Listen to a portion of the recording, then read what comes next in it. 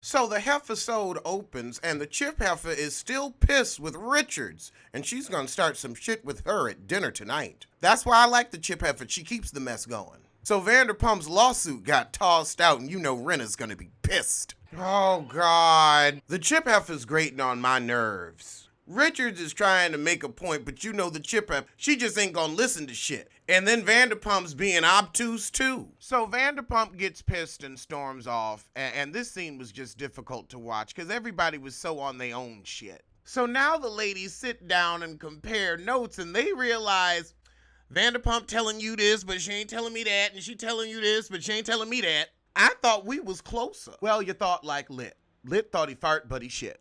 Now, Rena, I'll be honest with you. I don't know how you memorize lines either. I guess that's how you always able to come with the bullshit, because you are remembering Biffa. I'll give you that. Rena's daughter wants a non-surgical facelift. I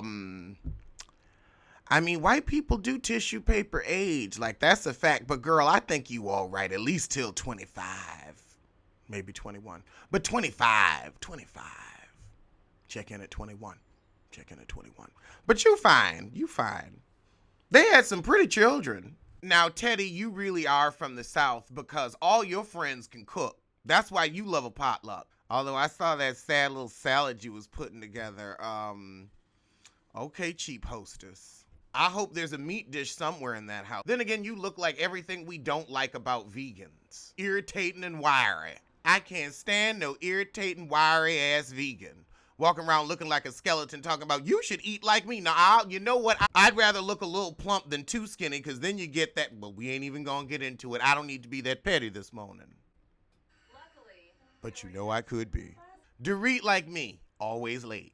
I gotta be honest, if I was Lisa Vanderpump, you couldn't blast me out Villa Rosa. I'd have to ask, is where we're going nicer than the house I'm currently in? No.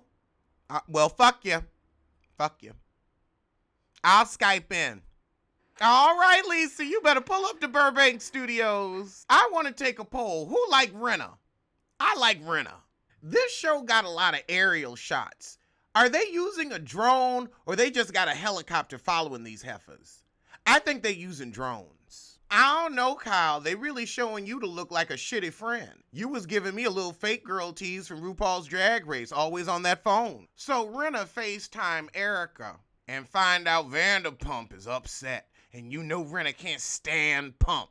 Or at least she likes to see Pump pissed. So she upset she ain't on the trip, but I feel like Rena has caused so much shit, she needs a few episodes of non-drama. She needs a few episodes out the fray. Teddy got the smallest damn beach house. Her shit's dwarfed by the houses next door. But then again, that's, you know, typical less-ass bitch buying the smallest house in the neighborhood. You'd never catch me pulling it, but you know that's me. We talking about a heifer with no taste. And I can tell by already the first bedroom, heifer, you ain't got no taste. Too many bare white walls. I don't see no art. Boring ass white curtain. Ooh, okay. Now Vanderpump's room is nice. Y'all did right by Vanderpump's room. Ooh. Now here's the thing. So Vanderpump and Erica Jane arrive first. They get their rooms on point. They like, look, we know the game. And they the two grandest biffers, so they need the two grandest rooms. I'm with it. I would have been there the day prior. You would have showed up. I would have said, I went and got some eggs. Made sure I had the best room. You might have found out you were sleeping downstairs. Quiet as a scalp. But the way Vanderpump said, it's casual, it's eclectic, it's bohemian. That's rich people speak for it's a shithole. It's okay, I'll sleep here, but heifer. I'm looking at it and it looks like a upper middle class beach house. Like, I'm sorry, we on Real Housewives of Beverly Hills. You coming from Villa Rosa. This is a downgrade. I expected more from John Mellencamp's daughter. He couldn't have bought y'all a beach house as an anniversary present or something. You done gave the nigga 2 grandchildren. Tell him to kick in. I mean, don't get me wrong. It would knock my socks off if I owned something like that. But I ain't John Mellencamp's daughter. I expected more from her. But then again, music ain't been selling that good for the past 15 years, so that's probably why she in this shack. And when you compare it to Villa Rosa, it's a shack. I wouldn't see Erica Jane and Mr. Girardi having a beach house like they would do better. The beach houses on Real Housewives of New York are better. Luann Decepts, Ramona Singer. Now those are some houses. This is a sugar shack. A sugar shack on a fault line. Fuck you, Tiffany. Fuck you. Teddy, Tiffany, 80s bullshit ass name for a blonde biffer with no taste. It's interchangeable. Kyle said, I ain't gonna ask you how much your house is. I'm gonna just look this shit up online, please. I ain't gotta embarrass myself when I can go to Zillow. And shit, she got the address. Dorit don't like the house either. The way she said it's gorgeous. They were like, it's just, that house is giving me C+. The Real Housewives of Atlanta wouldn't stand no bullshit like this. Hell, Candy's spinoff house was nicer than this. I mean, it's just like a regular friend's beach house. This gives me my friend's beach house that I spent the summer at on Fire Island. You giving us Hoboken teas, not Alpine, New Jersey. Hoboken just a regular ass city in New Jersey, and Alpine is where all the rich people live. So Dorit pulls a me, and she brings the most and the best food to the vacation, and also as a low-key apology to Teddy. And the two heifers seem to have made up. I hope so, because Lord, I'm really sick of them. I'm really sick of them going back and forth. I like the chip heifer, though. I don't like Teddy. I feel like Teddy low-key came on this show because she wants all the shit these heifers have. She pretends, oh, I'm cheap. I don't spend money like that. That's why you here, so you can get the money to spend. Because I'm looking at this beach house, honey, and it's it's a step up from a condo or a timeshare, but I don't know by much.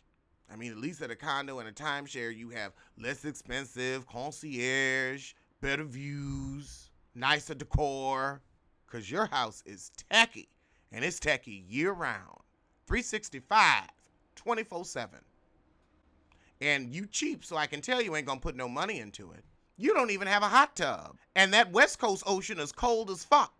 So I don't know what you're doing. Just getting sand in your shit. That's what you're doing. You're just getting sand in your shit. Kyle, your blonde is showing. Your Hilton shined through in that moment when you said, Vanderpump, you said, I'm going to go talk to my husband because you don't want to talk to me. And she's like, yeah, so that's kind of my argument.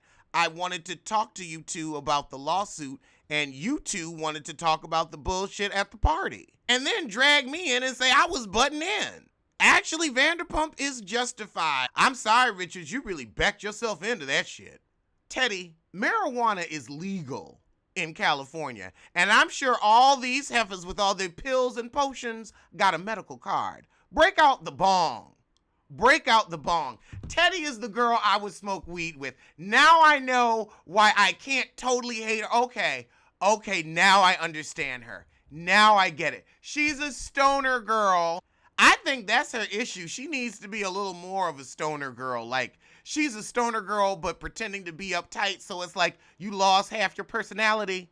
That's her issue. That's why she was fat. All them munchies. So now Richards wants to say, well, maybe you didn't like it wasn't about you for a minute. I would say, as a wealthy woman, you should understand what it is to have to go to court for some bullshit.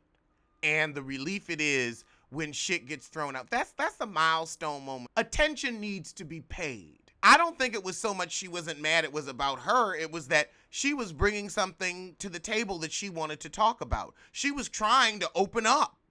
And you made it about you. And the chip heifer. And Vanderpump butting in. And Teddy. It was supposed to be about Vanderpump and her husband. She says, oh, I wanted to celebrate. I've got big news.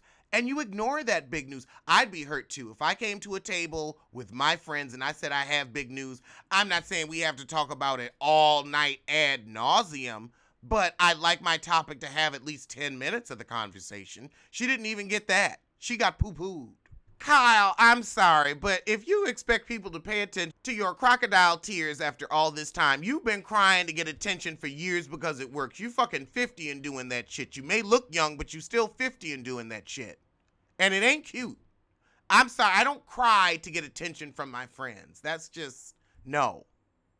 And on camera, I'm with Vanderpump. I don't react to a crocodile tear. Now, Heifer, if you hurt, I'm here for you. I'm not going to coddle a crocodile tear. I can't believe this shit. Richards has to eat her words. Vanderpump apologized with the quickness. Unprompted. Richards looks shocked shitless in this red chair right now. Shocked shitless. Vanderpump said, look, I don't want you to feel any of this. I don't value Dorit more than I value you, girl. I love you. I love her the same. We sisters, we friends.